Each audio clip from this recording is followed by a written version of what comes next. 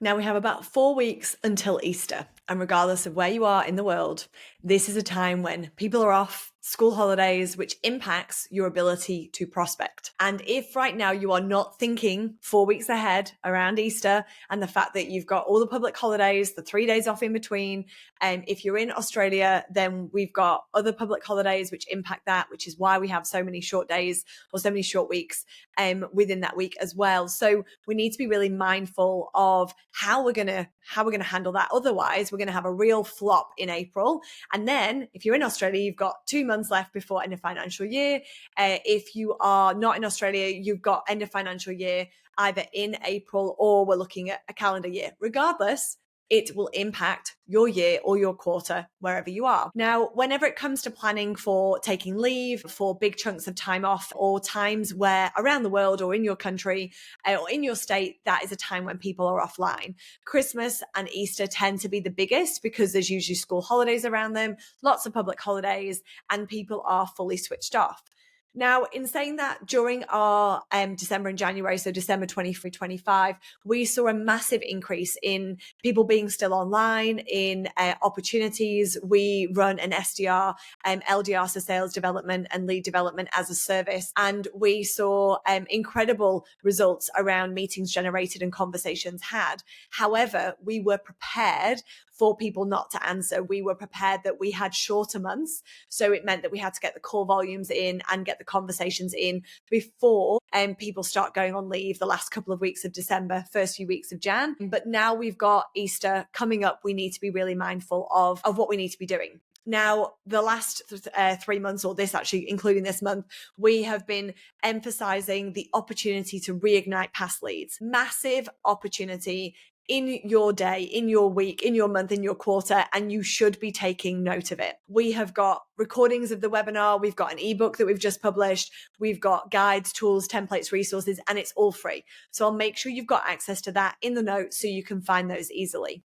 Now, outside of that, you want to be booking meetings. You want to be booking conversations.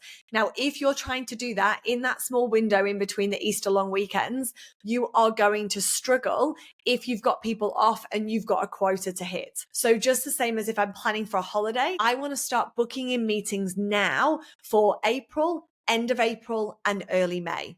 Now, what that will mean is that I can be really confident in where my pipeline's sitting, where my opportunities are sitting, so I can still see success within the quarter without that impacting me. And I'm not stressing, I'm not running around like an idiot trying to get things done. And I'm therefore not putting that energy and the emphasis onto the people I'm speaking to get them across the line, because it's not on them, it's on me.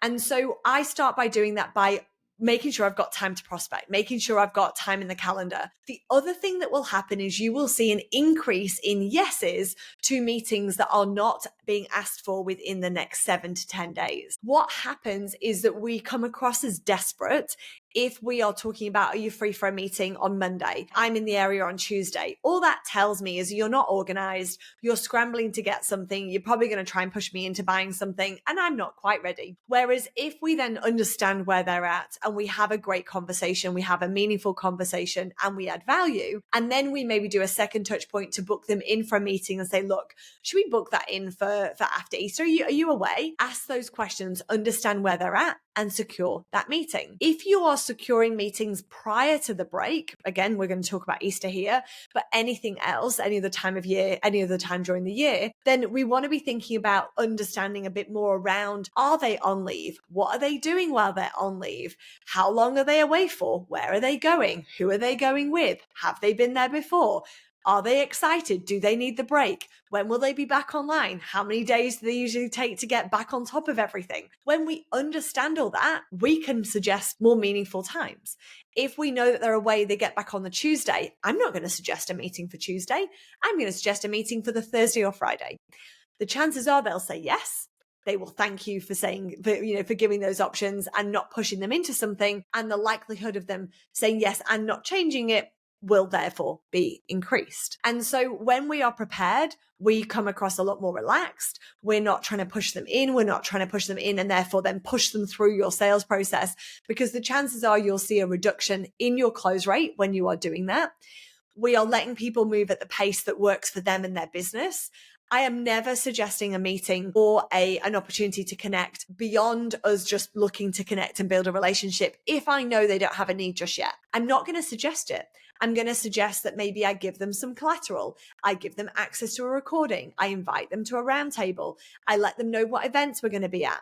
We go and do all of those things because then they know they can come to us at any time. I know I've added value and given them something beyond just this conversation. And I know then when I call them or request a meeting or suggest a meeting, the chances are they're going to say yes. We're seeing success with this. This is what we teach our clients. It's what we teach our team internally, and it's what we deliver internally for our clients. So this works. This is not just a suggestion from somebody that did this in sales a long time ago. It's what we are doing today. And if we're going to be going on leave, we do something similar. So if we know that we're away for 2 weeks, 3 weeks, 4 weeks, then I would want to know that I'm coming back to a week of meetings. Doesn't mean the first day back, I've got to be back in. I've got 5, 6 meetings that day, if you want to. However, what it means is that I'm not coming back from a holiday. I'm already, missing my afternoon nap and my afternoon, cocktail by the pool. And I'm coming back into a day, an 8, 9, 10-hour day. And I need some motivation.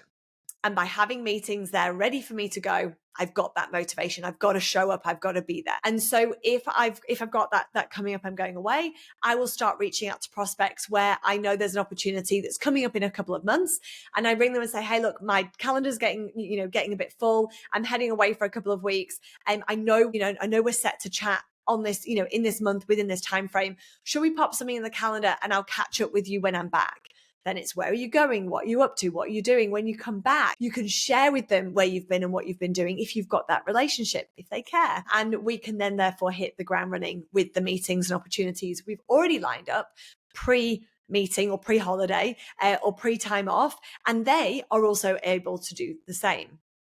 If we book a meeting for the first day they're back, often it will get pushed because they'll have other priorities. Their inbox is full. People are pulling them left, right, and center. And therefore, you are going to get pushed because you are potentially not their first priority for that day. And that's why I always suggest doing a couple of days later. But you've got 4 weeks. So as of this recording, you've got 4 weeks to get yourself organized, to book your meetings. Most schools are back kind of 27th, 28th. I always look at the different school holidays within the state as well. So have that planned, have it in your calendar. If you want to go a step further, look at school holidays for the whole year. Book yourself a note or make yourself a note 4 weeks out of that. Start preparing, because if you know school holidays impact your sales, which they do often in most industries, but when people are off due to school holidays, taking the kids away or having to manage, working from home, then we're there to give them something else to do. We're there to give them another time, another opportunity to meet. And it means during those times, we've got admin to do. We've got searching to do. People will still be online.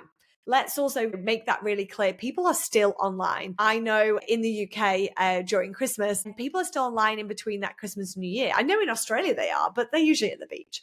But in the UK they are. So we're still on the phones. We're still speaking to people. They just might be lighter touch. We might call more people than we actually get to speak to. But all of that comes down to having a plan, on having the activity set, on knowing what to do, on how to position, on filling up your calendar with opportunities, because we know when it comes to prospecting, a full calendar leads to more meetings, more insights, more opportunities uncovered, which leads to more proposals, which leads to more closing sales, which is ultimately what we're here to do. So go out, make your plan. Don't waste this opportunity. Don't get stuck in the 2 weeks of Easter. Are people in? Are people not?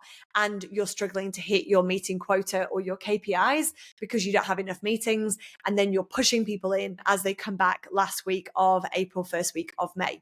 So go, happy selling, go create some incredible prospecting opportunities. I wish you all the best.